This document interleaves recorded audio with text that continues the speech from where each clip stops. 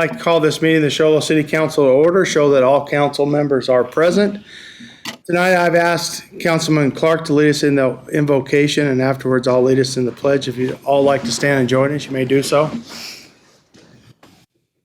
Our Father in heaven, we're thankful for this opportunity we have to gather as a city council to discuss these issues facing our city and to be able to talk about the needs of our citizens and the people who are our community members. We're grateful, Father, for the wonderful moisture that we are receiving at this time. We are truly grateful for it. We're thankful that it is able to renew our reservoirs and to be able to renew our lands. We're grateful and for those men and women who stand idly by and wait for the opportunity to go out and to plow when we get snow. We pray that will please bless them, bless their families, and know that the deep appreciation that we have for them and the hard work and the hours that they put in to make sure that our roads are safe. And we ask that thy special blessing will be upon them. We also pray humbly for the men and women in law enforcement and our first responders, as well as our military, as various conflicts are going on throughout the world and also on our streets here at home. We pray that they'll protect them, help them, bless them, that they will be safe and return to their families in a timely manner. We pray that as we deliberate tonight, we ask that thy spirit will be in our hearts and in our minds, that we'll be able to put the needs of the citizens first, that we'll be able to be cordial and collegiate with one another, that we'll be able to discuss the items in front of us and be able to do so in a pleasing manner. And we thank thee for all the blessings that thou hast given to our citizens and to us as a council. And we ask for these things in the name of thy Son, Jesus Christ. Amen. Please join me in the pledge. I pledge allegiance to the flag of the United States of America and to the republic for which it stands, one nation, under God, indivisible, with liberty and justice for all. Thank you, Councilman Clark. Appreciate that. And just a reminder, if we do get this weather they're talking about, please get your vehicles off the street. Next item on the agenda is call to the public. Any citizen desiring to speak on a matter that's within the jurisdiction of the city may do so at this time. I don't see anybody moving up here, so we'll go on to the next item on the agenda under special events, presentation of mid-year financial report, fiscal year ending June 30, 2024. Mr. Johnson. Thank you, Mayor. Good evening, Mayor and Council. Tonight we have our annual mid-year financial update, just kind of a high-level overview of where we're at with our budget and how things are going for the midway point through the year. So as we're looking through our presentation, 50% is our benchmark. Most of the data that's included in the charts and graphs is going to be through the end of December 31st. So we'll take a look at revenue and expenses for general fund and the enterprise funds, look at the sales tax, key revenues and expenses compared to budget, and then take a quick look at the debt service. So the first table that we have here is the general fund revenues. And you can see just going down on the far right side, the percent collected. We want to be about 50%. In some cases, like the permits and fees, a little bit higher than 50 at 67%. Just a little bit higher activity there with the library, 148%. They had some extra programs added this year and generated a little extra revenue. And then on the all other line items, which is the bottom one, a big reason for the higher than expected revenues there is the rate of return on some of the city's investments through the state treasurer's pool, and also the investments that we have with Morton Financial. So performing pretty well. It's good to see those numbers so high. On the expense side, for this table, we ideally would like to see the numbers lower than 50%, and in most cases, we are lower than 50%. A couple that I'll call out, the city magistrate, the reason that one's above 50% is a large portion of that is the contract we have with the county for a court clerk, and we pay that in July. So we don't pay it over time. It's going to be all paid at the start of the year. So that's why that one's a little high. I think that's really the one that kind of stood out to me. Any questions on the expenses at this point? The next slide is a chart that you see in the manager's memo. Once a month, we send out the sales tax performance compared to the last 5 years. We did have an increase for December. We haven't received final numbers for January yet, but year to date, we're up about 4%. We're from last year through the same time period in December. We did get preliminary numbers for January, and it looks like it's going to be similar to what we've been seeing throughout the first 6 months, up probably about 4% or so. If you do go back and look at July and November, we did have 2 months that were slightly less than last year, but the ones that are higher than last year have made up the difference. So the year-to-date total, again, is about $350,000 more than we had last year. On the state shared revenues, these come in monthly, and we're performing as expected, sticking right close to the budget at 52.2%. And as a reminder, when we do our budget for the state shared revenues, we usually budget those at about 95% of what we actually expect we're going to receive. So if you take the 52.5 and multiply that out, it comes in at about 105. So close to what we're expecting, but we try to stay conservative with our budget. On the general fund and the highway user revenue fund, our revenues are coming in right at 50%, 46.8. We did have a couple of grants programmed for the HERF revenues for the Scott Ranch Road and the Joe Tank Road that we may not see this year, but we didn't figure those into the totals here. Fines and forfeitures, this is one we talked about a little bit earlier, but performing a little bit above the 50% mark, so doing well on this number. On the airport revenues, for the leases and fees, performing right at the benchmark, 47%. The fuels and oils that we purchased for resale, we've had some record months in the last 6 months, and that's been performing very well. And again, with the conservative budgeting, we budget low on the revenue side, and it's performing significantly better. We're almost to the full year's budget through December. What I will say on that is when we're selling extra fuel, you'll also see the expenses higher too, because we have to buy more to put in the tank to sell. So the revenues are up and we do make money on our fuel sales, but you'll see an increase on the expense side as well. Our utility funds in the water fund, the reason that one's so high is we got a distribution from WIFA for help with the adjudication. So that's part of the reason why that one's so high at almost 95%. And then the wastewater is a little bit low because we have budgeted for the bonds projects that we did, the bonds we issued a few years ago. And we bring those revenues in as reimbursements once projects are completed. So we haven't sent out any reimbursements yet this year for that, for the wastewater. Once we do those, then that number should get back up to around 50%. And then the last one is the sanitation, which is the waste collection with waste management, and that one's about 47%. On the expense side, with water, we're right about where we would expect to be this time of year. There is a little bit of a slow patch through the winter with projects and different things, so that'll be a little bit decreased, but it should start picking up when the weather warms up a little and projects get going. Same with wastewater. And with the sanitation, again, the way we build the budgets, we're always going to be less than 50% on this one, and just trying to stay conservative with how we spend the money there. With debt service, we do have one one of our significant debt service payments, we'll be making our last payment in July, and that's for the wastewater treatment plant. It's been 10 years, and that'll be paid off, so that'll be good. We're looking forward to that. A couple other larger ones that still have a couple years left.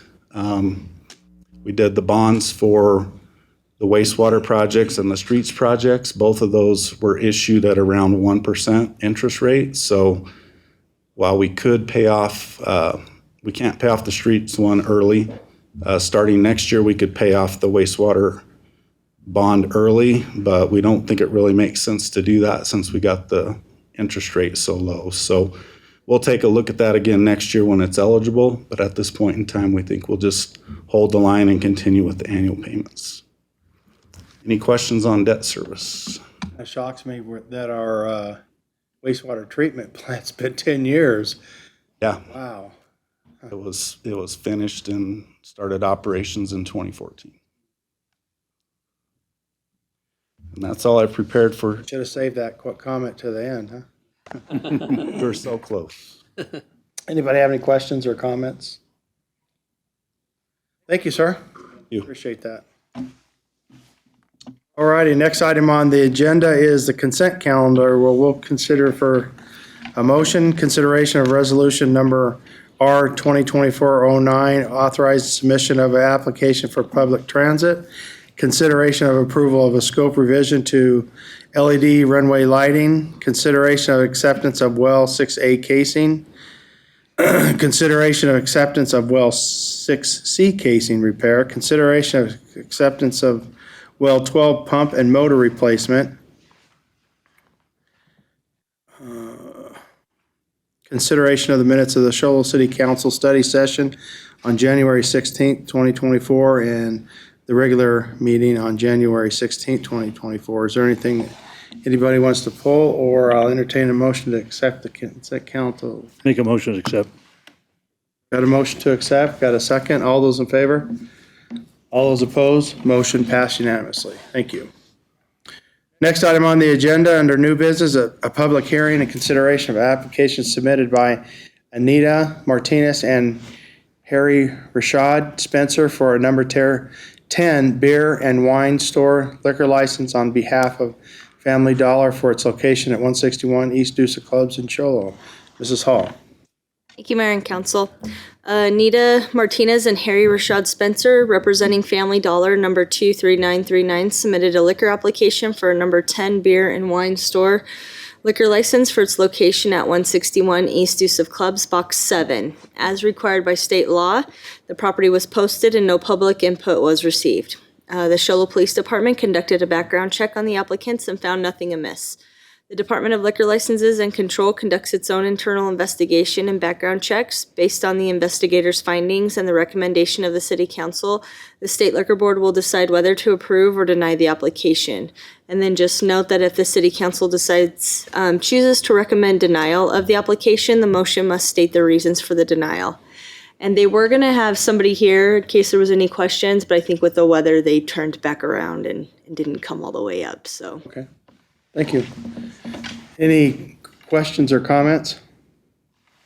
At this time, I'll open up to a public hearing.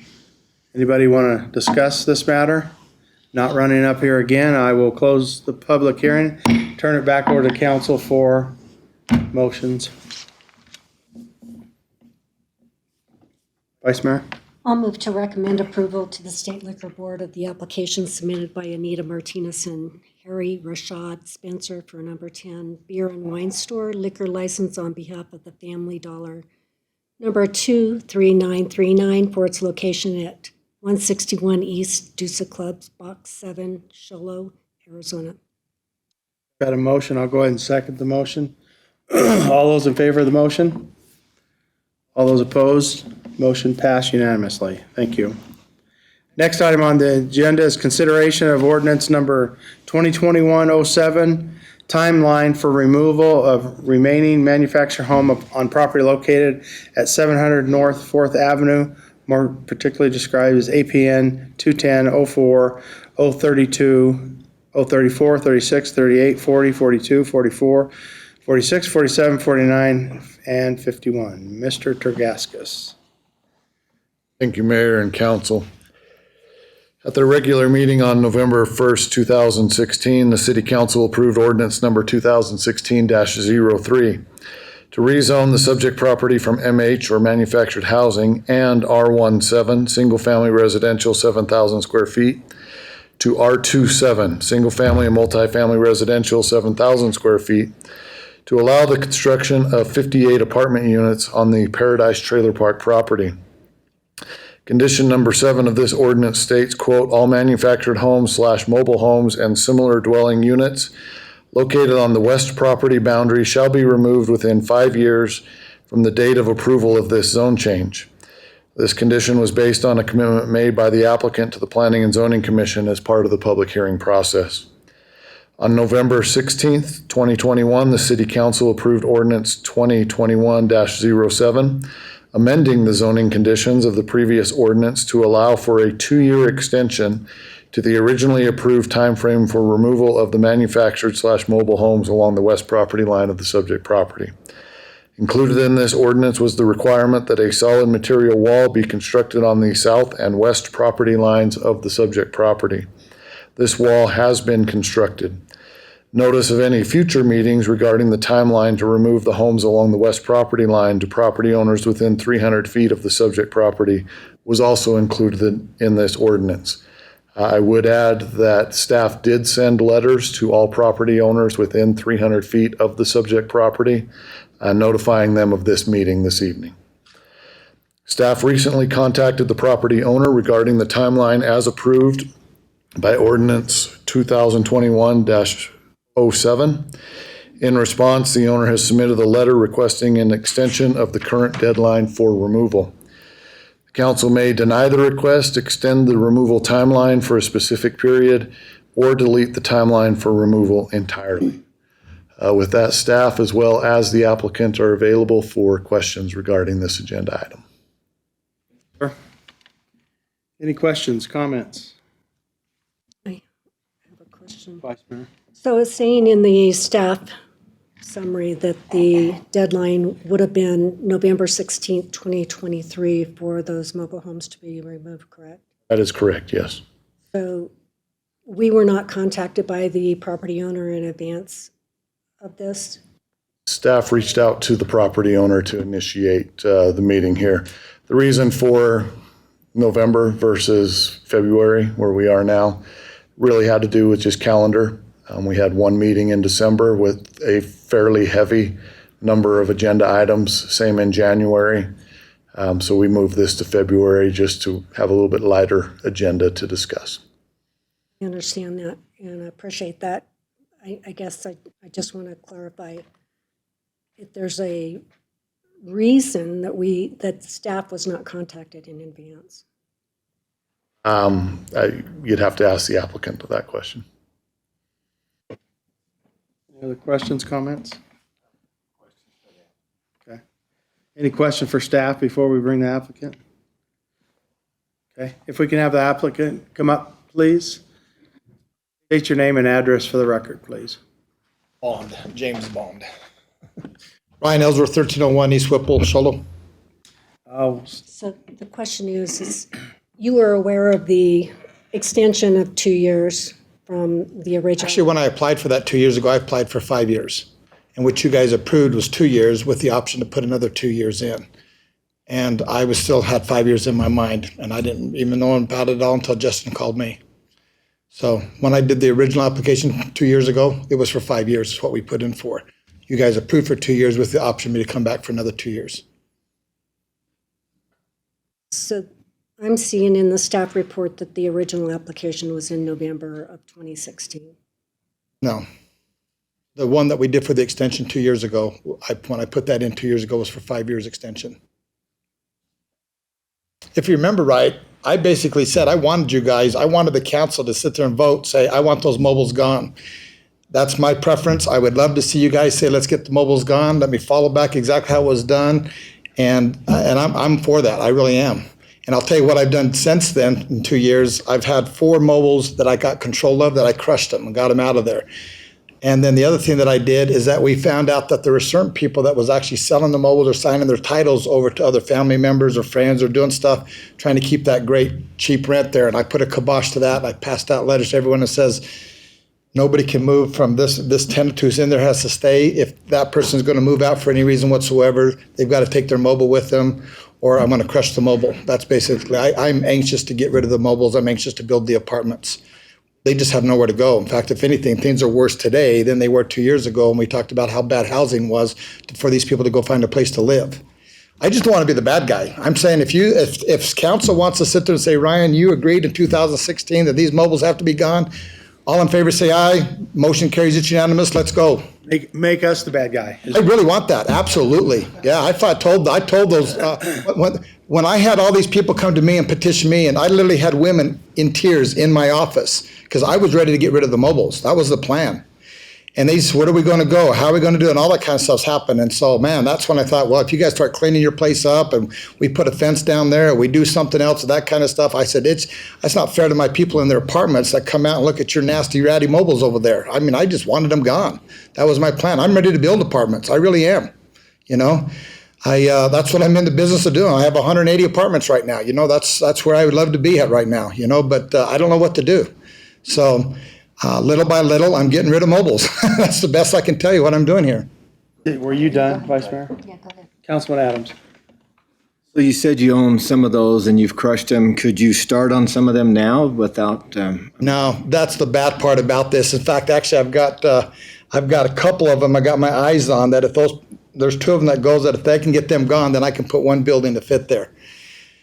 When I developed that, when we redid the sewer line and worked with the city, put that sewer line in, I had my tap set up for those even buildings. So here I've got a mobile crushed here, a mobile crushed here, and a mobile crushed here, but they weren't all lined up together yet. But I've got two of them I'm working on right now that would be the best thing to happen, and it could even happen this year on those particular two. And so you're right, I would be submitting a set of plans and starting apartments, you know, if I could get rid of those. In fact, well, no, I only had one of them. If I would have caught the two people who had transferred the titles and what they had done there and all that stuff's happening, I'd had one more that I could have had crushed. And so that's why when I caught on to what was going on there, I just said, I'm not doing this anymore. That person who's living there, they stay there. If they're going to leave for any reason whatsoever, they take the mobile with them, or they're going to turn the title over to me and I'm going to crush it. They're not worth fixing up. You know, you can't take them and move them anywhere. These are about as bad as they get, you know. Brian, can is it on the screen there of the property? I'm looking through screen, yes. What end did you just say, which end of the property are you talking about that you can crush to and start building? Oh, no. I said so what I have is here is that right there in the middle when you're coming down Brady, Right. I have control of that one that I crushed right there, and then I've got these other two right here that I think that by this year, the health of the particular person that's there, I just either they're going to go into hospice or go somewhere else or what's going to happen there, whatever. And that family came and talked with me about they wanted to have control of the mobile and I just said no. I said, I'm sorry, when that person leaves that mobile, I'm crushing that given mobile there. So then I'd have two right there. The other one is down further. There's number 3 that's been crushed. There's been number 12 that's been crushed, 17 that's been crushed. And so I have two others right there. I'm hoping to have and I probably would be the bad guy on the one that if I could get the one crushed, that I would just tell the person they just got to move that mobile out to where I could actually build that one building. I have to have 4 moved to be able to get a building to fit. So Anybody else have questions? Councilman Well, I got a question. So, Ryan, when you first started this project, you were just going to remove all the mobiles. the mobile homes on the one side, build the apartments, and then have them rent the apartments, correct? Well, that's what we were hoping for, correct? Yeah. So, I mean, I think that's how you brought it to us as a council. And so everybody, all the mobiles that you took out on that one side, or all those apartments were rented by the people that lived in mobiles? No. Okay, so then if we had, I've got one person out of a mobile that's in one of the apartments. I had 3 of them one time, 2 of them have left. But you're right, I had 3 of them that moved in there when I first made the transaction. Here's the problem. We started at my little 1 bedroom started at $700 a month, and we're now at $950 a month on those And, granted, that includes all utilities and washer and dryers, and we're still the lowest rent in the White Mountains on what we do on apartments. But when you go from 700 to 900 in that 5 years, it still adds up. Well, these people are paying $400 a month rent, Okay, yeah, and I understand. I just want to get back to where we were, because when we were on the council and you came to us, I think, correct me if I'm wrong, which you probably will if I'm wrong, is once those mobile homes were tore down and your apartments were built, the people that were in those mobile homes had the first option to rent out your apartments. Correct. We sent letters out to everyone on that street. Our goal was I wanted, once I finished those first 4 buildings, I wanted to go right in there, and I was ready to come right on down and do all 58, correct? Okay, so let me finish what I was trying to say. So that's what you were going to do, and then I think you even said that whatever these people want to move into it, they'll move into it, and then I'll start the other side and have people move into it, and then we'll start tearing down those mobiles, and once we get the apartments built up, then anybody that's left on the first mobiles will come back in and hopefully rent those apartments. That was a plan that you brought to us, and that's the one that we kind of voted on, going, yeah, so you could get rid of all the mobile homes now. So things have changed. Other people rented your apartments, and the people that's in these mobile homes has not rented the apartments. They just said they can't afford them. Mostly because the rents went up and changed like that. So what is your plan to do with the people that's in there right now? I heard a little bit about what you just got done saying, but please give us, the council, your words of how you want to take care of those people and those. I want you guys to be the bad guys. No, we're not going to be the bad guy, but what is, because you came to us. I'm coming to you right now for a 2-year extension. All you have to do is say no. Okay, let me finish my thing here. You came to us. Plan. I'm not making a plan. You came to us and you wanted us to go ahead and do this, and we all voted on it. I understand. Some of us wasn't here, but most of this council was. So we understand what we were trying to do about get the mobile. We wanted that place to just be. It was an eyesore, to be honest, and even the lady that owned it that you bought it from came and even said, hey, I want to get rid of this thing. So what's your plan to finish this thing up so we don't have to extend this very many more times, or if we don't have to extend it anymore? So what I have learned a long time ago, I don't make commitments anymore. I just don't. I've been burned by city councils way too many times. I'm just not gonna make a commitment to you. You guys want to be the bad guys? I'm all for it. I have no problem with it. I'll tell them to get the mobiles moved out, and I'll start building apartments. I'm okay with that. I have no problem with that. That's what I agreed to. I'm willing to follow through with that. Okay? When I came back to you the second time was because I had people come to me and says, there's nowhere to move these mobiles anywhere in the city. Nowhere to move their mobiles to. So when I asked them to move their mobiles, what are they going to do? And so we didn't know what else to do. So we all sat down and figured out how to come up with a compromise. Just to build that block fence, and Justin can attest to this. I had sheds that was built all the way up to the other ones there. That stuff's happened like this. We had 16 40-yard roll-offs just to clean the backyards of that property all the way down through there. One of the old wampum savers, 1972 wampum savers in these sheds. That's how old some of this stuff was in there, whatever. So, what have I done? I've put up a fence there. I've hauled off 16 roll-offs. I've cleaned up the yards. I've made it to where at least it's not the old Parasite mobile home park and trying to get back to the old Paradise name as it's supposed to be. My point is that we're doing what we can when we can, working with these people. I think this year I'm going to be able to have a plan to be able to submit to city to we're going there and start building the building. And I think the people get an idea is that it's getting serious. You're going to have to get moved. I get phone calls from the people all the time. And so when I put a kibosh that they knew that they can no longer change their titles or rent it to somebody else or whatever, I think that's the best move that I made. And that just happened in the last 6 months. Looking back, I wish I would have done that 4 years ago, to be honest with you, or 5 years ago. Just flat said, you just can't keep changing these titles over and come and just keep paying the space rent.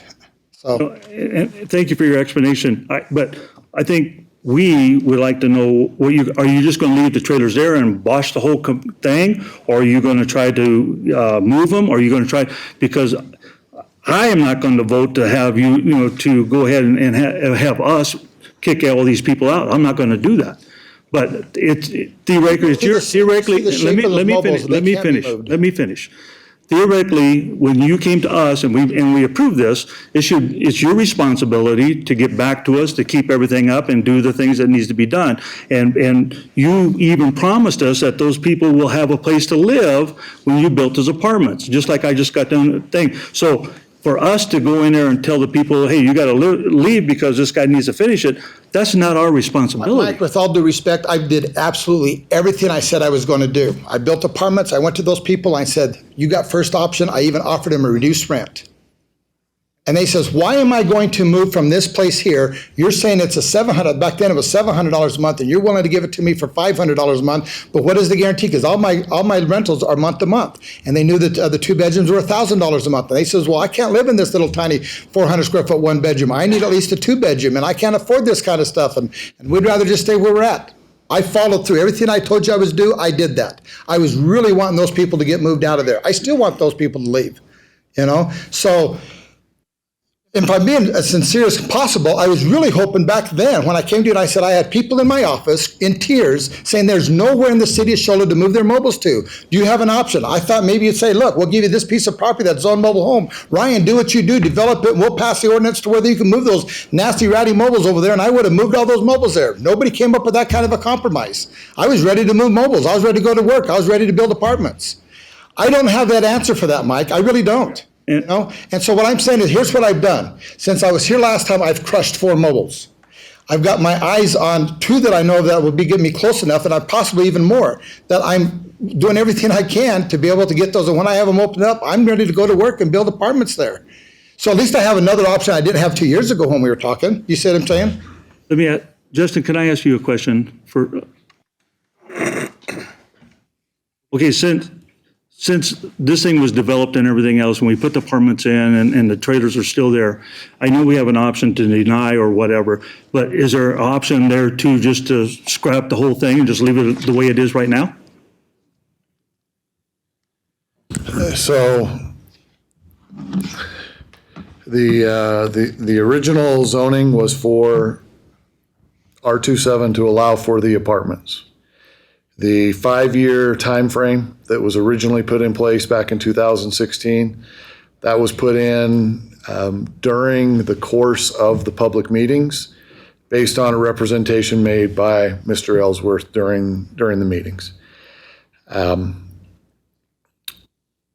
If the timeline goes away, if the council says, you know what, we're no longer interested in a timeline, the 5 years that was originally put in, the 5 years that was requested and recommended by staff to only be 2 years, which is why we're here tonight. If the council said, you know, at this point, we recognize that this timeline really is not accomplishing what it was originally meant to accomplish, you could take the timeline off. That would still allow for the development of the apartments at some future date. You still have the zoning in place. You still have a master plan that was approved. You still have conditions of approval that would apply. There just would not be kind of that guy in the corner saying, we've only got 2 years, or we've only got 3 years, or whatever time would be put on it. We're not asking the city to be the bad guys. So that would be possible to take, if you took the timeline off, those existing mobiles manufactured would be allowed to stay until such time as Mr. Ellsworth or future owners are able to move forward with the apartments. Okay, so Justin, question, sorry, Mayor. The timeline, when Mr. Ellsworth started doing this, was the timeline was in 5 years to try to get all these apartments done and get things moved off. Am I correct or am I wrong? So again, back in 2016, when this was originally initiated, Mr. Ellsworth was asked, hey, how long do you think this will take? His response was 5 years. And so a 5-year deadline was put on as part of the conditions of approval. A lot of that was based on neighborhood comments. I think the neighborhood had the same concerns that have been brought forward this evening, that we would like to see this taken care of and we would like to see it resolved. Okay, so since it hasn't been resolved, and I don't believe the city needs to be the bad guy to say, you got to get out so we can finish this project, because that wasn't our intent when we first started this thing. It was for the builder to build apartments, move the people over, build the other ones, and then it would have been one big happy family would have been gone. So, Mayor, I just don't want us to be the bad people on this thing. I don't think we need to be the bad people on this thing. I just don't know if we need to just say, hey, scrap the whole thing and leave it alone the way it is right now and then wait for things to blow out, or what we need to do. But I don't think it's up to us, to council, to say that they have to get out so he can do his building. Right, so that would be one option for the council to say is, we will no longer have a timeline in place. And just as the property develops, he would be able to move forward with additional, the apartments as originally intended. Thank you, Justin. Appreciate it. Councilman Adams?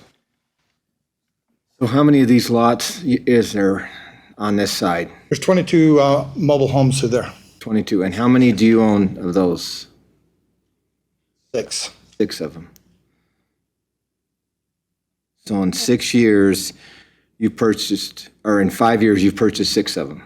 Actually, I didn't purchase any of them. What happened is that when people got way behind on their space rents and they're going to couldn't afford to move it out, whatever, they opted to sign the title over to me. That's how I was able to get the title to crush them. Take that back. There was 2 that came with the park that the titles came with the park. 4 other ones is how I got that. So the 2 of them, the title came with the park. So the other thing, just the city may not, or the council may not be aware of this or not, but the property that we own right behind the old Jackson mortuary, we've got plans right in front of them right now. There's another 20 apartments that we're ready to start on those here in the next month, just because there's such a need for affordable apartments in here that it was easier for me to just go ahead and just start building on that property because the zoning's there and everything's there and got all that done. So that thing's going to be happening here in the next few months, just because there's such a demand for apartments. I was wanting to build these other ones out, I really was. Yeah. So, and the other question I would ask the council, as simple as this, devil's advocate, as simple as this, is if I wanted to have bought that park, what would that park look like today? Remember the old cabins that was there, the old mobiles was there? I mean, I've had the chief of police tell me that they had more drug calls that was happening on that park than almost anywhere else in the city or whatever. And so I do know now that I've got good families that's living in that place, or we don't have the riffraff or the cops coming to that property now. So based on how it looks compared to how it looked, I'm pretty proud of what I accomplished there under the circumstances. I really am. Vice Mayor, you had a question or another comment? I can appreciate that, Ryan. What's that? I can appreciate your last comment, very much so. However, on November 1st in 2016, when we approved the rezone, this was one of the conditions. And if you'll recall, we had a number of people here that were very much against us rezoning that property. Right, they wanted to leave it as mobiles. It would have stayed that nasty looking park if you would have not accepted the apartments. So are you glad you made that choice to have it look like it looks now? Well, we were happy to make that choice because of some of the options that we were making. We went from manufactured home and R17, single family residential, to single family and multiple family. I've had a number of the residents on the other side of the fence, west of the property, that night, you and we made a commitment to them that this project was going to go forward. We were giving you 5 years to make that happen, and then when we made an extension. Since that 2-year extension happened. Are you wishing you wanted to make that extension 2 years ago? Is that what you're saying? Hang on a minute. Let In the her finish, last please. month, I've had 2 more of those residents come to me telling me that they would like to sell their home, but because of that property on the other side of the fence, that their property All due values. respect, I don't agree with you. Well, That property looks a lot better now than it did if I wanted to have got a zone to put what I put there. they're telling me. Putting that fence in there and cleaning out all those nasty sheds that was back there before, if I wanted to have done all that, I upped their property value. I've done this way too long. Ryan, I don't believe you. Can you let us control the meeting, please? I'm done. Okay. Oh, one way or the other, doesn't matter to me. I think in good faith, you met with us in November of 2016, and we met with you in 2016 in good faith. And so I think it's, you're wanting us to be the bad guy, and in good faith, that's not right. It is not right. But if you think about it, 2 years ago, this conversation was exactly the same. Because it makes him not be the bad guy because of the situation we're in. It makes us be the bad guy by not extending it. And then he goes to them saying, well, they didn't extend it, so you got to, because of the council denied it, you guys have to move, so. Accountability means something. Okay, any other questions for You know, Councilman Issa? Justin, can you come up for a second? I think all intentions were to make this place definitely a better place, get rid of the trailers and everything else. I just feel that it fell short of what we were told was going to happen. And, so there's nothing wrong with what he has done with right now to make it look good or to make it better for people to live in. I can see all that stuff. I'm just like the other council members. We just have to figure out a way that we're not the bad people. He's not the bad people. We just got to get this thing cleaned up and taken care of. So I'm asking you, is there any other options? You're the guy with the crystal ball, so let us know. I found out a long time ago my magic 8-ball wasn't all it was worked up to be. I would agree with the statement that has been made. Back in 2016, I believe that the intention of all parties involved was that this project would be completed within the 5-year time period.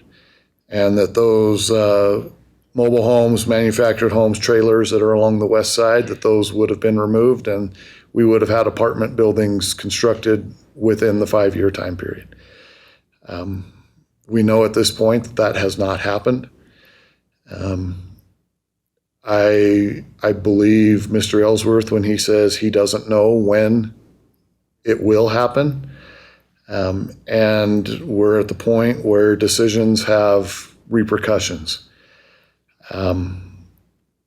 It's very difficult to say that there has to be a timeline and there has to be apartments constructed within a certain and specific time period without potentially affecting the people who live in those homes at this point. I believe also that that the options for the people who live there are probably severely limited at this point also. Beyond saying, hey, we're going to give an additional extension, or we're just going to remove the timeline and this project will happen when it happens, I don't know how we do not affect the people who are living there in those homes. I like what I've heard where they no longer can be transferred from one person to another person. I think over a period of time that will help with the phasing out of some of these units. Perhaps one thing that could be added is instead of a timeline is as the units are vacated or acquired by Mr. Ellsworth, that they be removed, that they be crushed, and that other units not be replaced on those spaces, that those spaces would remain vacant until such time as the apartment buildings are constructed. I believe that would show the intent that we are moving forward on the project and not just perpetuating what is there currently. That may be an option for the council. Would you, whenever he can get the title and crush them and say he's done 6 or 7 in a row, then he can start building one set of apartments and then sell 3 or 4 or get whatever space he needs to start the next section and just keep the timeline available for him to do that? So again, I'm going to put myself in the shoes of the property owner. vacant property does not produce a return on investment. Correct. And so as the property is vacated, in order to obtain that return, he would then have to build the apartments to go on top of that property in order to continue to obtain the return on that property. Yeah, because I wouldn't want him to wait until a trailer was gone and then he can start building again, because he needs to make money too with the apartments. So I totally agree with that. It would be an option either way. If he preferred it just to remain vacant with no return, I suppose he could do that. But if he chose to move forward with constructing the apartments as originally proposed, that would be an option as well. Thank you. Councilman Adams, did you have a question? No. Vice Mayor? I don't know if you'll answer me, Ryan, but in 2016, did you give those mobile home owners written notice to vacate? That is probably a problem. I don't know if you guys were mobile home parks that was getting developed down Phoenix area, that the state passed a statute. That not only do we have to give them notice, but we had to give them a full year's notice. So when we started ramrodding this whole project going through, is then I basically had phone or letters from different attorneys coming through that I didn't realize that this state statute was a part of something to where we can't just go out and buy a piece of property, demolish it, and do that stuff and what's happening. And so that was a problem. That's put the kibosh on what I was doing. So fortunately for me is on the first half of that, before I even realized all that, that was those old cabins that was there, and the few mobiles that was there was owned by the person I bought the property from. So the only reason I got those apartments there at that given time to work was because that was all owned as part of the deal. The other side was the stuff that was owned by other people, and that's where that kibosh came to play. Now that it's been this long, they can't play that I'm way past that statute now. So they have notice, and they've all been received notice, even about this meeting, about everything. I've done so much hoping that I'm trying to get I'm a developer, guys. I mean, look at what I did to the old Jefferson Academy. I mean, if I haven't done something to make City of Shola look better, I mean, I don't know what else to say. You know, I'm the one that started Fox Canyon subdivision, and back when there was no building going on. I'm a developer. This is what I do. I'm proud of what I've done in the City of Shola. I really am. And so if I'm getting my cackles in a rise, it's because I felt like I've really done everything I can, and I did not see that coming, that these people were going to be in my office with tears in my eyes because they had nowhere to go. I was hoping we had other parks. When I was here before you a couple years ago, I was hoping that the city would say, well, Ellsworth, you're a developer. There's this property way out of town here. Why don't we just develop that? And the city works together on allowing these mobiles to get moved there. I would have thrown the sewer, water, roads in, moved those mobiles there and built apartments and had extra cheap housing that was there. That's what I do. I was looking for options here. So I'm frustrated that I'm trying to be the bad guy here when I'm just trying to work with people that are not wanting to be homeless. You know, that's what I'm frustrated with, okay? We don't want them to be homeless. Oh. We don't. But you're right. I do believe that this year I could probably get one building started. I feel pretty adamant about, and I'm really okay with the idea. If I crash a mobile, I'm not asking for an RV to come back, because that's easy to move an RV in there and collect some space rent, that stuff. And I says, I have no problem with the stipulation for you guys to say, look, I don't want the greedy developer keep getting money coming in. That mobile's gone. I crush it. I don't need that income.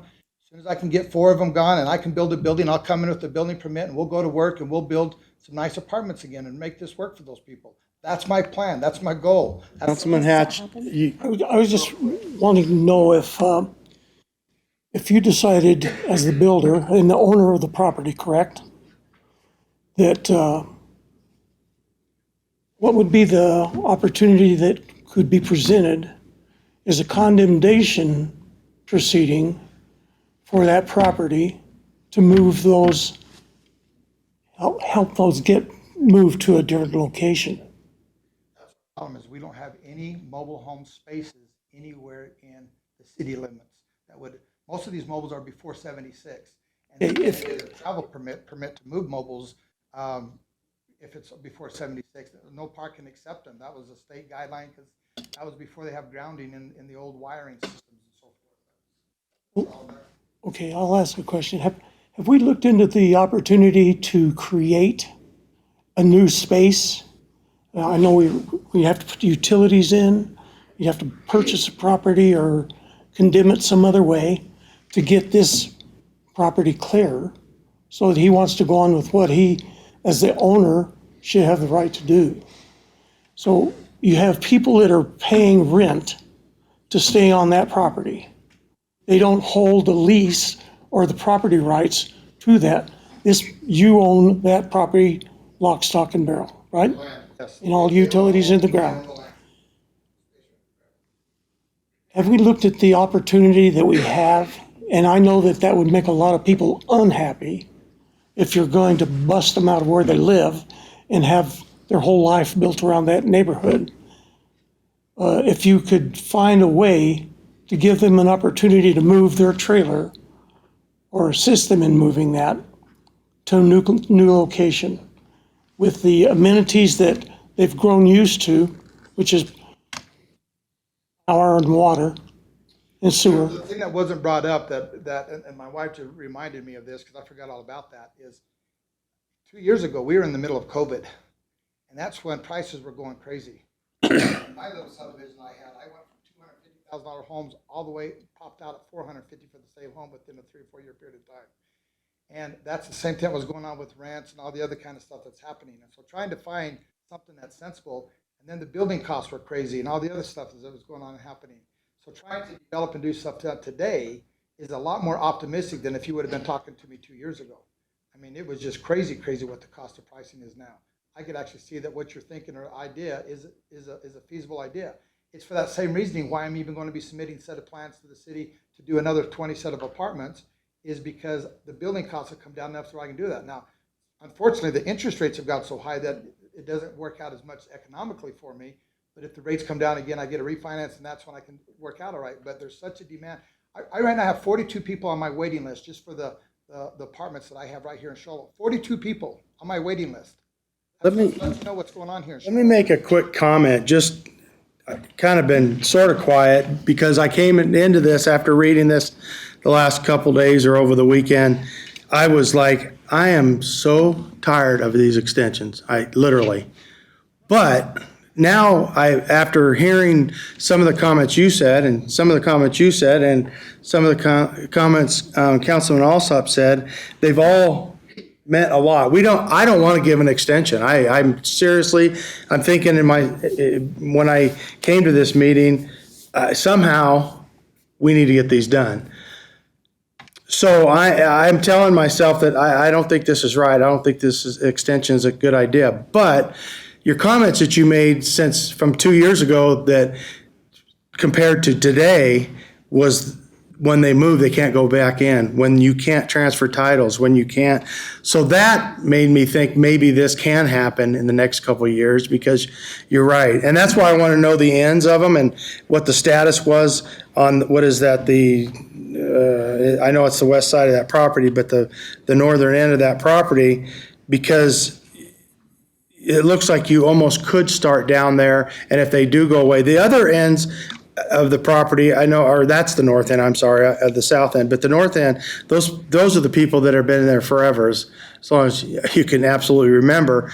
And I know the people that live, like the vice mayor said, that live right behind them, those are the ones that were here, and those are the ones we're concerned about. But I just somehow, what Justin said, that we can put in that stipulation that if we do an extension, if one of them trailers move, anywhere it moves to, nothing else goes in there. Somehow, that to me made me feel like I could accept an extension because of that. So when you said that, Justin, and Ryan's agreeing to it, that, we're going to crush these as they move out, because you're right. Let me finish because I'll get sidetracked. I'm an old man now, Ryan, so just be patient. I've been thinking about this kind of all night. So, and that's the part that I absolutely love about maybe possibly doing an extension with a stipulation that if they move, I don't want to do an extension, but now that we can put in there that, okay, if one of those move, somebody doesn't pay a rent where you evict them, nobody gets to go back in there. That's the kind of stipulations that I would want in there to make this move forward, because you're right, they look beautiful, and you're absolutely right. Everybody that is in that area wants apartments there. They don't want these in there, so we've got to come to a conclusion on if we could put enough stipulations in there that in 2 years, please do not put us in this situation again, these things start moving out, and if it gets to a point where we can build, then start moving on it. Can we put a stipulation in that as far as, well, I should say, look over here, as far as when these become vacant and there's room to start the apartment complex, can we do something like that? Saying, okay, Ryan, that end, there's room to build these. You have to start building these.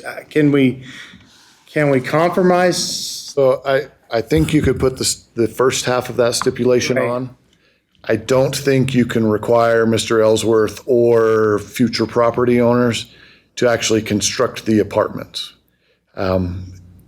We don't know what's going to happen with, I mean, he brought up interest rates, he brought up cost of construction.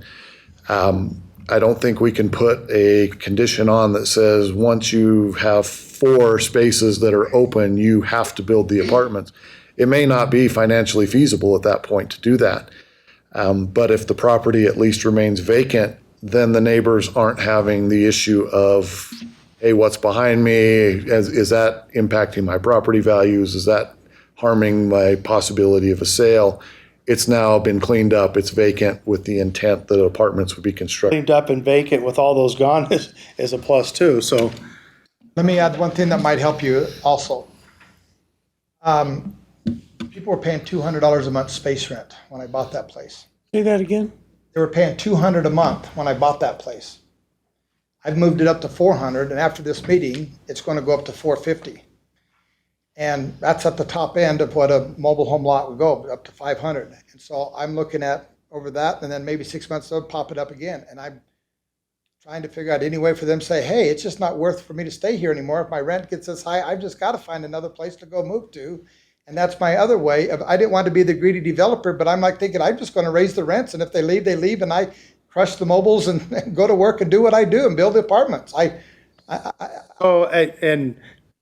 other part that I didn't like, that kind of wanted me to figure this out, is you got to have enough patience to sit up there and take all these questions and answer them whether you like it or not. And we're trying to solve this too, but getting mad and walking away, I'm like, here we go again. So, I mean, you got to be on this side of the podium too and figure us up here trying to figure it out so we can make it work for everybody. But when you get mad and walk away and interrupt, it kind of makes you feel like, well, maybe he doesn't want to work with us. But just literally, when you just literally walked away and said, you guys be the bad guys. So I don't care.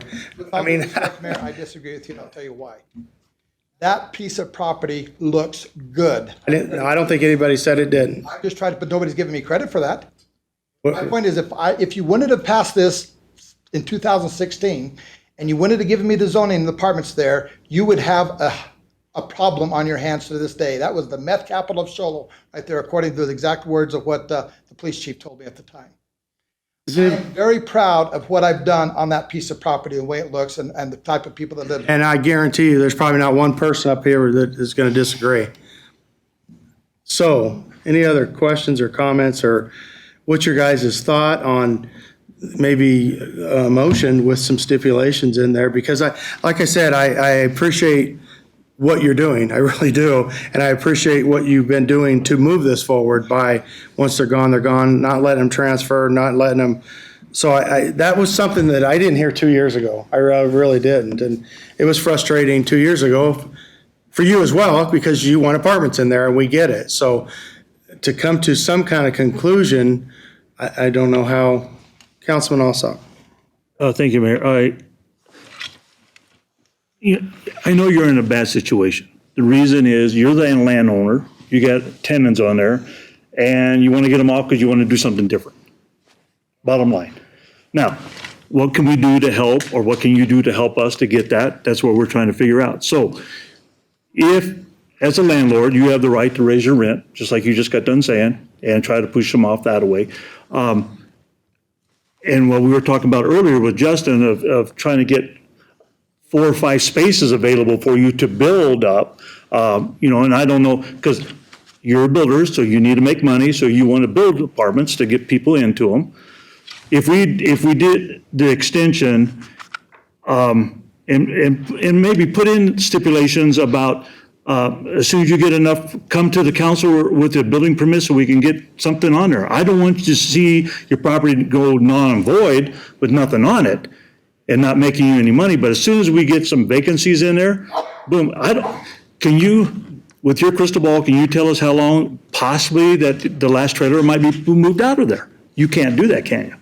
So we, as a council, we understand that you can't do that, so we have to put some stipulations to try to get things. I can do it. I'll make a commitment that every 6 months I'll raise the rent $50 a month. And I don't want, and we're not gonna okay that, and that's you as a builder. Eventually, when it price them out to where they can't do it, I don't know what else, And that's I hadn't what, thought of that till we just were talking right now. but there's exactly what happened during COVID, and everybody's rent and everything else went up from COVID. I mean, it just skyrocketed. I know because my granddaughter was paying rent, and it tripled real quick. So what I want to do, I'm going to try something, Mayor, and just see what we can come up with. Are you getting ready to make a motion? Yeah, do you want? Did you, Anna? We ought to have some Real discussion. quick, do you agree Right. to keep the lots vacant that once they become available to you, do you? Not only do I agree with that, I think that's important for this council to know that this is important to me to move this forward. I am not after moving one old nasty ratty mobile out and put a dadgum RV in there, because I won't move a mobile back in there, but I, would consider it a fifth wheel or something that's easy to move out later, just where I could generate income. But my point is that if this will make this council feel some warm fuzzies, that I'm trying to do everything I possibly can to make this work, absolutely will I agree to that. Before you go any further, Councilman Hatch, did you have Listening. another, everybody else feel, I know nobody feels comfortable, but I feel better than I did 2 years ago. And then again, I feel better than I did 5 years ago because they're there and it does look nice. So I could tell you that, just like I said, and I don't want to beat it up, I think we've gone through it enough, but the comments that were made here tonight definitely made me change my mind over the last couple of days, because, we look at these things and we know, we earmark the ones that we know we're going to talk about and how we make that decision for this community and moving forward, and the developers. So it's not that fun up here either, but that's part of the job. Councilman Alsop? Okay, so let me see if this will work or not, okay? So I move to approve the request for a 2-year extension of the timeline for the removal of the manufactured mobile homes on the west side of the subject property, with the stipulations that as soon as a mobile home is gone and the area is big enough or wide enough for you to start construction on your apartments, that you may start your construction on your apartments. Add something to it. I'm willing to make this compromise. 2 years, we're done. Hang on, I got a motion going here, so we can deny it or Well, have questions, go ahead. This is going to help you guys. Okay.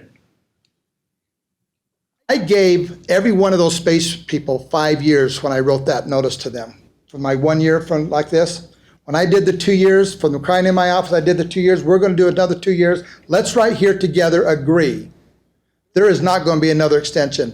And I will bring a copy of the letter that I pass out every one of those space rents. I'm raising the rent to $450 a month, not going to raise it again for the next 2 years, but that mobile has to be gone 2 years from March 1st.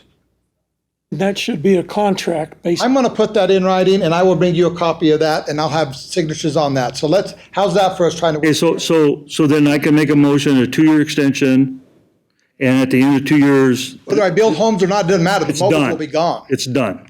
You see what I'm saying? Okay, so at Mobiles the will end be of 2 gone. years, it's done. No matter, it's either you got apartments on there or it's just Mobiles are junk. gone. One of the two. this March 1st. March 1st. Okay, that's my motion. So redo that motion, because there's a part in the ending of that motion that we can't stipulate for him to build on them, right? Isn't that what you just said? We can't tell him that when it comes available to start building on them.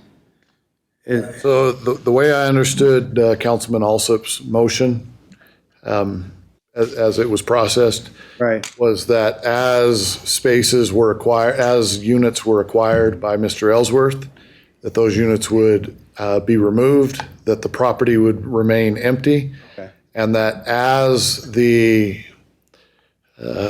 size of that empty area became large enough to be able to construct an apartment, he may build the apartments. I didn't hear Mr. Alsop say that he had to build them. He just had the option to. Is that good for whoever's taking notes, that motion? Does everybody get that? understand that, or kind of, Working on it, yeah. maybe before I ask for a second, if I can have Ms. Clements kind of figure that out and read it back, because I want to make sure that everybody understands the motion. I don't know if well, that would have to be up to the motion maker if the stipulation that Mr. Ellsworth just stated has to be in that. And I guess let's see what Ms. Clements comes up with. Yeah, go ahead. Well, so I heard two things. I heard the motion as made by Councilman Alsop, Right. which would say, hey, there's a 2-year time period, and that as the units were acquired, they would be removed and the property would remain vacant. I then heard Mr. Ellsworth state, it doesn't matter, 2 years from March 1st, so March 1st, 2026, all units will be removed as That's of what that I date. want to hear. And so that motion would be a whole lot easier than trying to enumerate, I think. So if you want to rescind that and just do the extension in 2 years, because I think, Ms. Yeah. Clements, I'm not sure if you're going to be able to catch all that, and I think it would be easier if we just go back to the original and extend it for 2 years with the stipulation we're done. March 1st. So I guess that's up to the motion maker, but maybe that would help our assistant city So attorney. you understand then, let me say it again, just to clarify. I move to accept or to approve the request for a 2-year extension, March 1st to 2 years, correct? To the timeline to remove your manufactured homes / mobile homes on the west side of the subject property with the intent, if the lots are become vacant because of a trailer moves out and you mash it, and it's big enough for you to build an apartment, that you can go ahead and bring your plans into the city council, build your apartments, and then you keep on going until all of it's vacant, but you have until 2 years from March 1st to have it all vacant or everything stops. So, okay. Mayor, I agree with you. I think it's easier if you just stipulate and just pass the 2-year extension and no more extensions whatsoever. And that's kind of because of the way we're trying to, I know where you're going. Yeah, it's kind of wordy, so, But okay. it's going to be hard. I'm just telling you, I'll make that, and out of respect to the council and Justin, I will bring a copy of the letter that is passed out to all the space owners. That way they know that they're all been brought to attention. And I think that would make more sense Okay. on the motion. It So cleans let me go ahead and redo the motion then. I approve the request for a two-year extension starting March 1st for 2024 to 26. The timeline to remove the manufactured mobile homes on the west side of the subject property. If it's not completed at that time, everything's done. no more extension. No more extensions.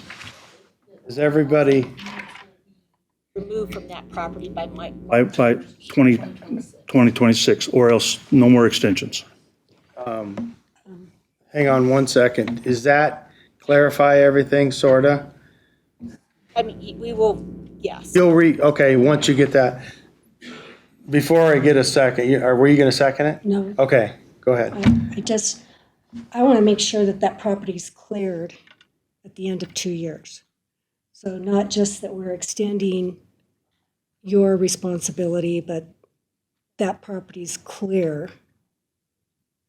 It'll So, have to be in a contract somewhere. um, Otherwise, we're going to be back in the same you still discussion. have mobile homes there that maybe they vacated. We want those gone. He said that he would have it cleared by that time frame. Just, And he said he would have the letter for us. Let me see if we can get this through. I have a motion. We'll see if I can get a second. I got a motion. I need a second on the motion. I got a second on the motion. Now I need other discussions, and Vice Mayor, I think, well, see what happens. You just crystal isn't that ball what you thing. said, that you would have it clear? Right. property would be cleared. All mobiles would be removed. It doesn't take that long to move mobiles once the people are gone. Right. Well, but I have a big excavator and that was a one-day job per mobile, you know what I mean? So that was your stipulation that you would do. Okay. Okay, I think we got this figured out. Thank you, appreciate that. I got a motion and I got a second. All those in favor? All those opposed? Motion passed unanimously. Thank you, guys, appreciate that. Thank you, Ryan. All righty, next item on the agenda, consideration of resolution number R 2024-08, adopting workforce housing policy. Mr. North. Mayor, Council. We had a great conversation about workforce housing incentives policy that we're proposing today and during this earlier study session, but I thought for the benefit of the public that I would just provide a real quick overview of what we're proposing. And that wouldn't be it, so. You know. That one. Is it this one? Okay.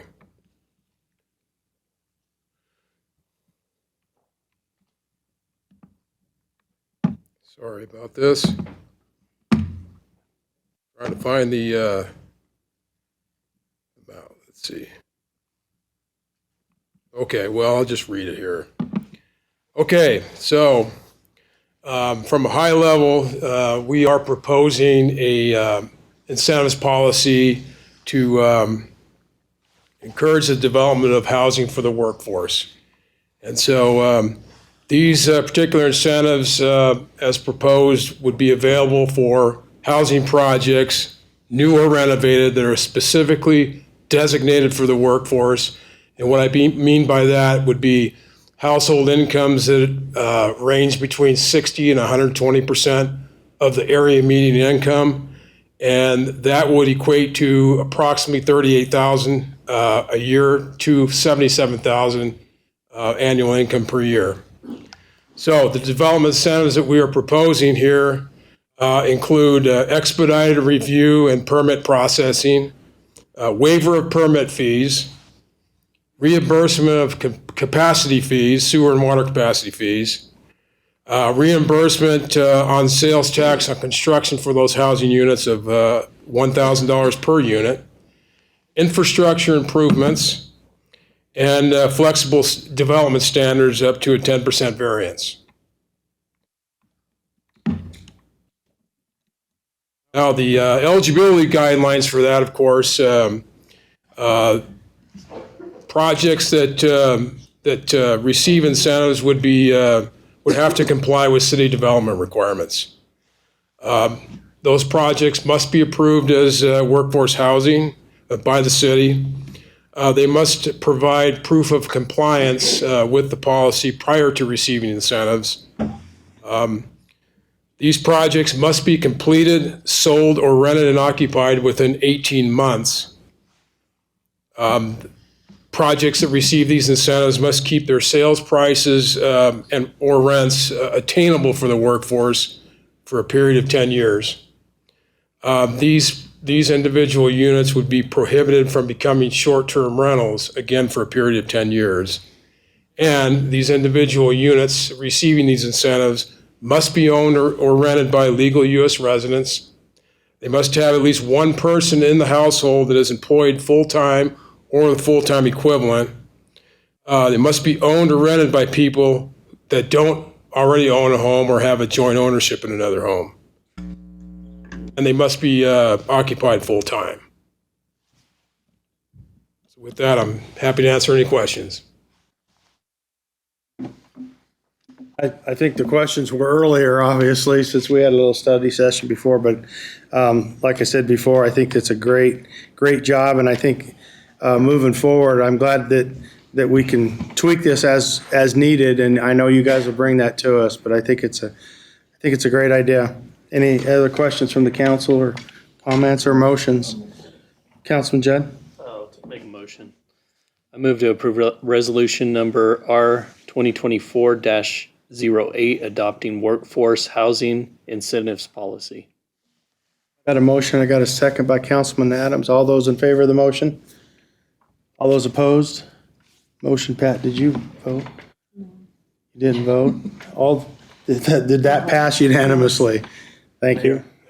Real Hey, quick, before you Steve, leave, thank you very much, and staff, thank you very much for everything you've done for us. I think it's been a long time coming. A lot of us has been on League of Cities and Towns and for affordable housing and trying to get people into things, and it's been hard to figure that stuff out, and I'm appreciative that you guys came up with some of these solutions for us and helped us out, so I thank you very much. Absolutely, thank you. Before you leave, real quick, based on our conversation earlier, if you guys could bring back, check into some of the things that we asked earlier and bring those items back as quick as possible, especially based on some of the nuances from this meeting. Absolutely. Yep. So, thank you. thank you, sir. I think that was it. Appreciate it. Thanks for your hard work. Next item on the agenda is consideration of resolution number R 2024-06, rescinding resolution number R 2013-22 to update the showmobile rental policy. Mr. Brimhall. Evening, Mayor and Council. This is just to follow up on some of the business that we discussed with Council at the retreat, and we're happy to do it this evening. On September 17th, 2013, the City Council adopted resolution number R 2013-22, which approved the showmobile policy and user fees. The showmobile was acquired in 2012 and has been available for rent to individuals and organizations within and outside city limits.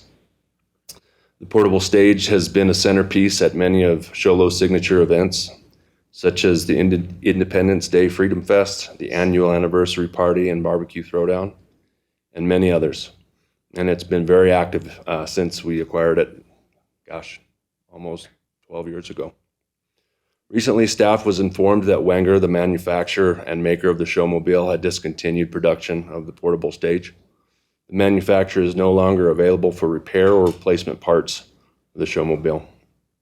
Towing the showmobile long distances and extra use has accelerated normal wear and tear, and in order to preserve the showmobile, staff has assessed how to best maintain and preserve it.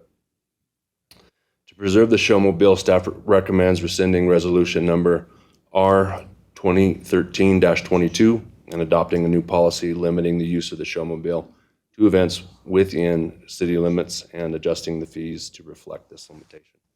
If there are any questions, I'm available. Questions? Just a comment, that thing is absolutely, it's been at the county fair, it's been everywhere, and I think their whole intent wasn't to do that, but I think moving forward, realizing how much use we got out of that, we need to think about possibly in the future doing something a little different, possibly another one. I don't know. I know when we talked about, I've talked to the staff at Public Works, and they open up the door to that thing and screws and nuts and bolts, and they don't know where they came from. So till something falls off the roof. So I love this idea, but I think moving forward, we have as council needs to start thinking about something different. And if we do something different, keep it in this policy, keep it right here still, because, people rent it or borrow it or we loan it out, was there a fee of upkeep on that? So, and this one, like you said, they don't even work on them anymore. So, thank you, Jay, I appreciate that. That being said, I entertain a motion.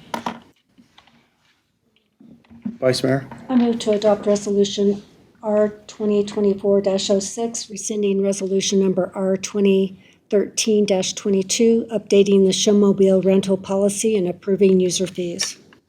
Got a motion, need a second. Councilman Hatch, got a second. All those in favor? All those opposed? Motion passed unanimously.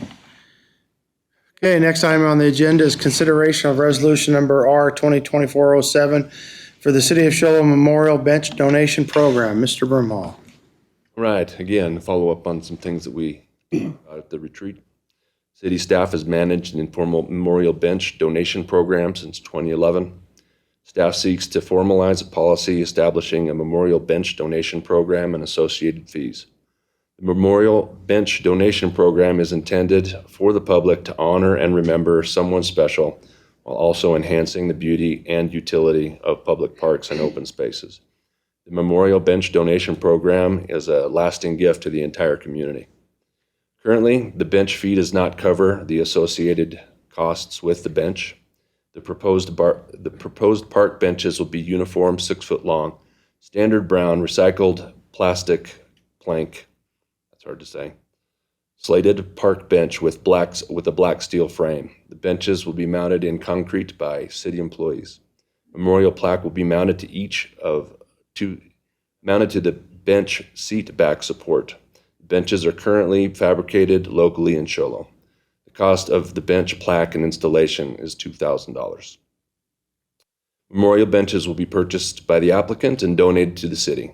The applicant may request a location, but the final placement will be determined by city staff in consultation with the donors. Benches are meant to honor a loved one and not to be a commercial advertisement.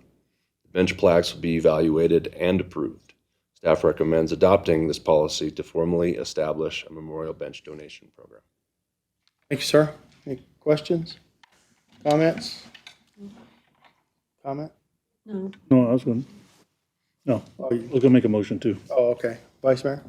I move to adopt resolution number R 2024-07, establishing a memorial bench donation program in the city of Show Low at designated areas in parks and along trails. I really like this program, by the way. Got a motion? Need a second? Got a second by Councilman Adams. All those in favor of the motion? All those opposed? Motion passed unanimously.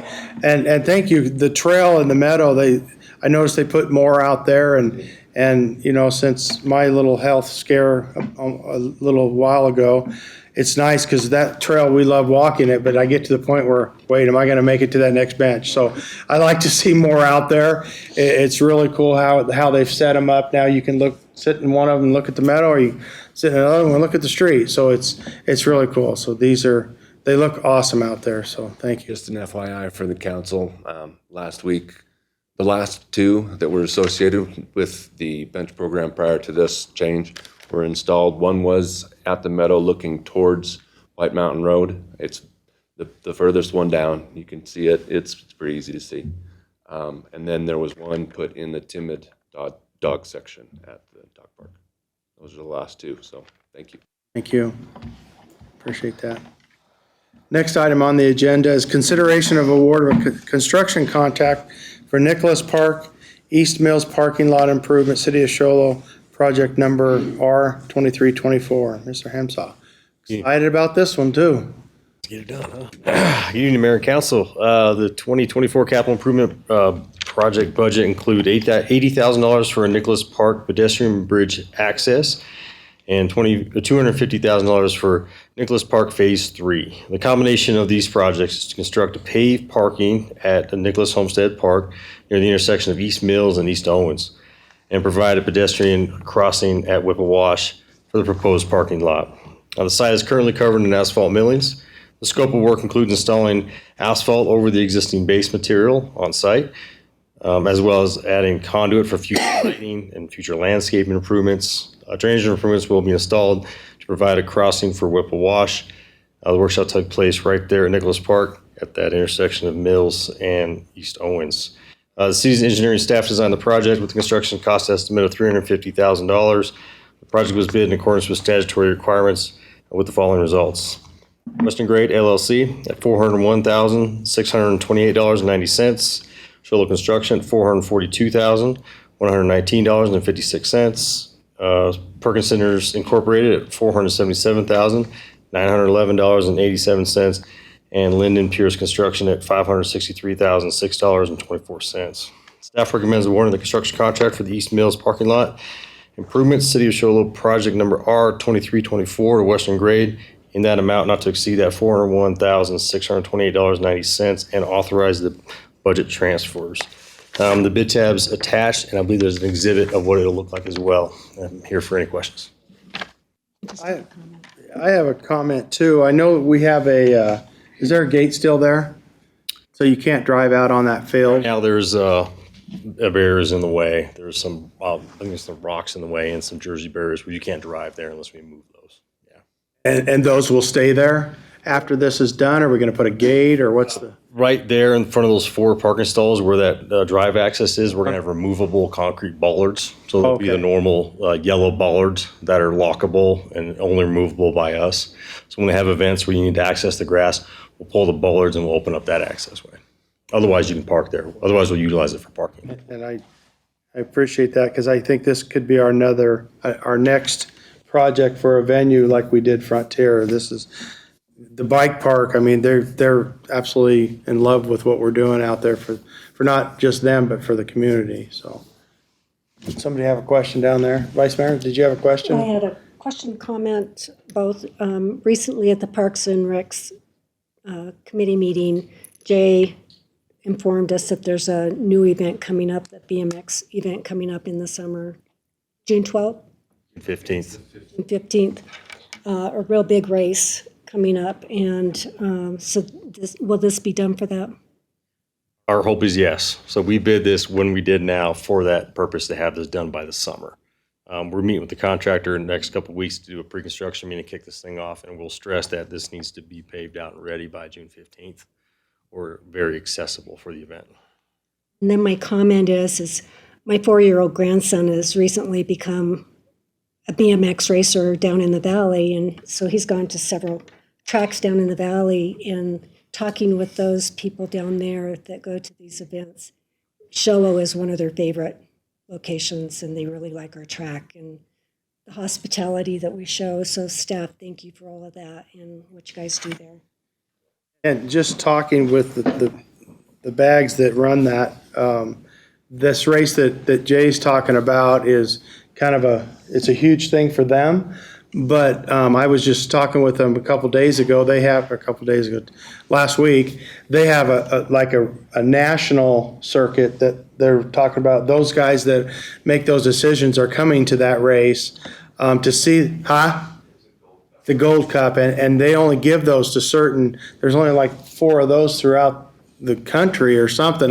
They just said it's one of the biggest things that was their goal when they came to us however many years ago when they talked about building this track. And so now it's a reality because people that make those decisions are coming to that race and coming to Show Low and looking at our facilities. So this is going to be a huge thing to get that up here. So anyway. Well, there's just one national one in the state of Arizona. Right. Oh, really? That's cool. Any other questions, comments, or motions? Councilman Alsop. Yeah, thank you for everything you're doing on this because that's going to relieve a lot of that parking up on behind the old where the ambulance was and everything else, and relieves a lot of that. Plus, people don't have to carry all their stuff all the way around to do any type of soccer or anything right there. We'd be able to cut across there and bring their stuff in. So I think it'll be a great asset for all that. So, but Mayor, if you want me to make a motion, I can do that. Absolutely. I move to award a construction contract for East Mills Parking Lot Improvements, City of Show Low Project Number R2324 to Western Grade LLC, an amount not to exceed $401,628.90, and authorize the associated budget transfers. I got a motion. I got a second by the Vice Mayor. Any other questions or comments? If not, I'll look for the vote. All those in favor of the motion? All those opposed? Motion passed unanimously. Thank you, sir. Next item on the agenda is consideration of ordinance number R202401, authorized purchase of real property known as assessor parcel number 210-58009 from Carey LLC. Which city manager? Council, as you know, the Merritt Public Works Department is outgrowing our current facility. There are about 50 employees that are based out of the Public Works Building. In the industrial park, we have numerous vehicles and equipment stored at the facility. Space is becoming limited. And also on the outside of the facility, their space is limited. The building is in need of some improvements, including more space, bathrooms, more workspace for the employees. This parcel behind the Public Works facility, which is at 1480 East Lumberman's Loop, which is assessor's parcel number 210-58009, became available for sale. The parcel is just a little bit over 2 acres. The location is ideal for the city's needs. With the city council's consent, we contacted the real estate agent and the price was negotiated. The negotiated purchase price is $222,000 with with a total anticipated cost of $223,588 with some of the closing costs. Staff recommends authorizing the purchase of the real property at 1480 East Lumberman's Loop. Available for any questions if you have. Thanks, sir. Any questions? Comments? I know we talked about this earlier. Motions. Vice Mayor.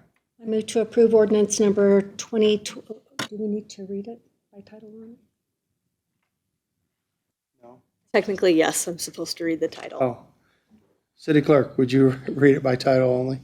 Thank you. City of Shiloh Ordinance Number 2024-01, an ordinance of the Mayor and Council of the City of Shiloh, Arizona, authorizing the purchase of real property known as APN 210-58-009 from Carey LLC. Thank you. Sorry. Well, I don't have it in front of me either.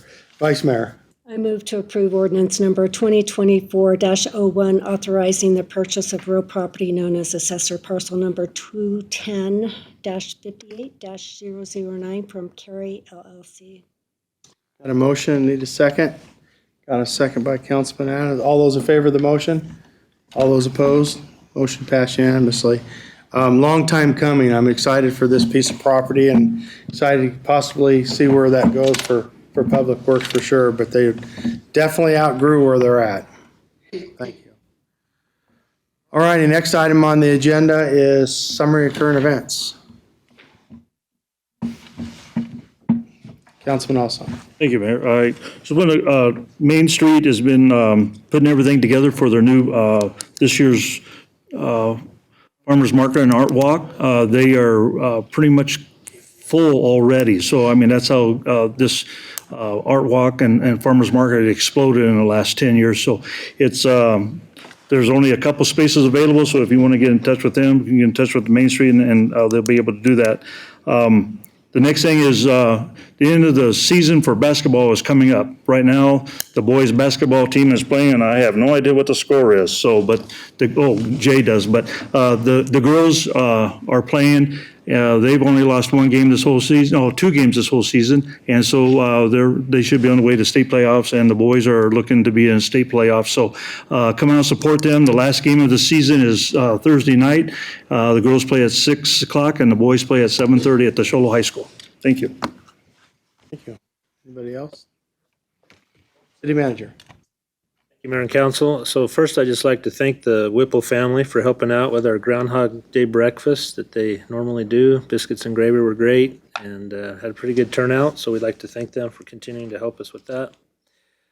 Just a reminder that candidate packets for anyone interested in running for a seat on the City Council are available. Necessary paperwork must be filed between March 9th and April 5th. The primary election will be held on August 6th.